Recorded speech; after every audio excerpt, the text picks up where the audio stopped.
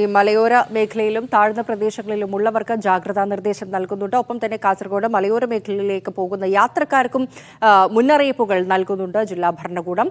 ഇനി കോഴിക്കോടേക്ക് എത്തിയാൽ കോഴിക്കോട് ജില്ലയിലെ താഴ്ന്ന പ്രദേശങ്ങളിൽ വെള്ളക്കെട്ട് രൂക്ഷമാണ്. മാളിക്കടവ്, മാവൂർ തുടങ്ങിയ പ്രദേശങ്ങളിലാണ് വെള്ളക്കെട്ടുള്ളത്. അതേസമയം ജില്ലയിൽ നിന്ന് മഴയ്ക്ക് നേരിയ ശമനം. കക്കയം ഡാമിൽ ജലനിരപ്പ് ഉയർന്നതോടെ ഓറഞ്ച് അലർട്ട് തുടരുന്നുണ്ട്. മഴ തുടർന്നാൽ റെഡ് അലർട്ടിലേക്ക് മാറി ഡാം തുറന്ന് വെള്ളം പുറത്തേക്ക് ഒഴുക്കുമെന്ന് KSEB അറിയിച്ചു. ഷബീർ ഉമറാണ് കോഴിക്കോട് നിന്ന് വിവരങ്ങൾ നൽകാൻ ചേർന്നത്. ഷബീർ, കോഴിക്കോട്ടേക്ക് വന്നു കഴിഞ്ഞാൽ ഇപ്പോൾ ഈ പറഞ്ഞതുപോലെ തന്നെ വടക്കൻ ജില്ലകളിൽ, അതായത് കണ്ണൂരും വയനാടും ഒക്കെ പറഞ്ഞതുപോലെ തന്നെ സമാനമായ സാഹചര്യമാണ് ഉള്ളത്. വെള്ളക്കെട്ടാണ് ഒരു പ്രധാന പ്രശ്നമായിട്ട് ഇപ്പോഴും ഉള്ളത്.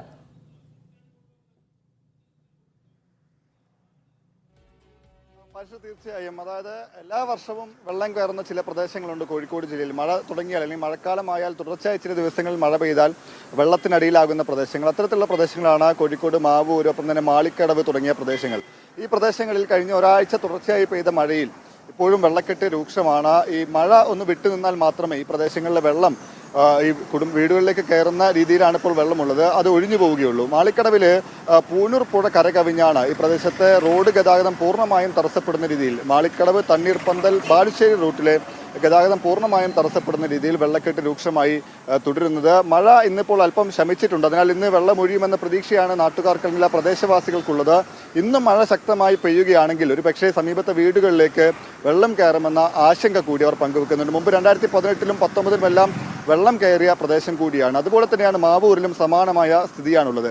മറ്റൊന്ന്, ഇപ്പോൾ മഴ ഓറഞ്ച് അലർട്ടാണ് ജില്ലയിലുള്ളത്. കോഴിക്കോട് ജില്ലയിൽ ഓറഞ്ച് അലർട്ട് പ്രഖ്യാപിച്ചിട്ടുണ്ട് എങ്കിലും ഇന്ന് രാവിലെ ശക്തമായ മഴ പെയ്തതൊഴിച്ചാൽ പിന്നീട് ഇപ്പോൾ മഴയ്ക്ക് നേരിയ ശമനമുണ്ട്. മലയോര മേഖലയിലടക്കം മഴയ്ക്കിപ്പോൾ നേരിയ ശമനമുണ്ട് എന്നാണ് ലഭിക്കുന്ന വിവരങ്ങൾ. മഴ ശക്തമാവുകയാണെങ്കിൽ മലയോര മേഖലയിലടക്കം അതീവ ജാഗ്രത പുലർത്തേണ്ടി വരും. പ്രത്യേകിച്ച് കക്കയം ഡാമിലെ ജലനിരപ്പ് ക്രമാതീതമായി ഉയരുന്ന സ്ഥിതി ഉണ്ടായിരുന്നു. ഇന്നലെ ഓറഞ്ച് അലർട്ട് പ്രഖ്യാപിച്ചിരുന്നു. ഇനിയും വൃഷ്ടിപ്രദേശത്ത് ശക്തമായ മഴ പെയ്യുകയാണെങ്കിൽ കക്കയം ഡാമിലെ ജലനിരപ്പ് ക്രമാതീതമായി ഉയരുകയും റെഡ് അലർട്ടിലേക്ക് മാറുകയും ചെയ്യും. അപ്പോൾ റെഡ് അലർട്ടിലേക്ക് മാറുകയാണെങ്കിൽ ഈ കക്കയം ഡാം തുറന്നുവിട്ട് ഈ ജലനിരപ്പ് ക്രമീകരിക്കുമെന്ന് നേരത്തെ തന്നെ ജില്ലാ കളക്ടർ അറിയിച്ചിട്ടുണ്ട്. അപ്പോൾ കുറ്റ്യാടി പുഴയുടെ തീരത്തുള്ളവർ ജാഗ്രത പാലിക്കണമെന്ന നിർദ്ദേശം ഇന്നലെ തന്നെ അറിയിച്ചിട്ടുണ്ട്. കുറ്റ്യാടി പുഴയുടെ ഇരു തീരത്തുമുള്ളവർ ജാഗ്രത പാലിക്കണം. അത്തരത്തിൽ ബന്ധുവീടുകളിലേക്ക് മാറി താമസിക്കേണ്ട സാഹചര്യമുണ്ടെങ്കിൽ അത് മുൻകൂട്ടി അറിയിക്കുന്നത് കൃത്യമായി പാലിക്കണമെന്ന നിർദ്ദേശം കൂടി നൽകിയിട്ടുണ്ട്. എന്തായാലും കോഴിക്കോട് ജില്ലയിൽ 2 താലൂക്കുകളിലായി, കോഴിക്കോട്, കൊയിലാണ്ടി താലൂക്കുകളിലായി 8 ക്യാമ്പുകളാണ് ഇതിനോടകം പ്രവർത്തനം ആരംഭിച്ചിട്ടുള്ളത്.